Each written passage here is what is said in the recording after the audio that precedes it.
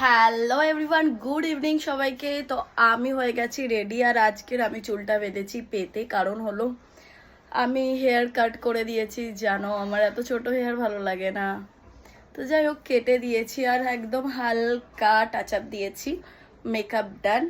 আর আমি হোয়াইটই পরেছি, কারণ হলো গরমে আর কোনো কালার আমার ভালো লাগছে না, কোনো কালার আমার পরতেই ভালো লাগে না গরমে। তো ব্ল্যাক প্যান্ট আর হোয়াইট কালার টপ পরেছি, এটা ইউনো করিনি কারণ হচ্ছে না বস আমার দ্বারা, ভীষণ পরিমাণে গরম। তো এখন বেরাবো, কোথায় যাচ্ছি কি ব্যাপার স্কিপ একদমই করবে না, ঠিক আছে? দেখতে থাকো।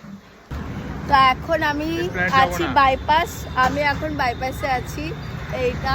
আর এখন যাব আমি প্ল্যানে, যাব কি যাব না ভাবছি, বাট যাব অবশ্যই, ঠিক আছে?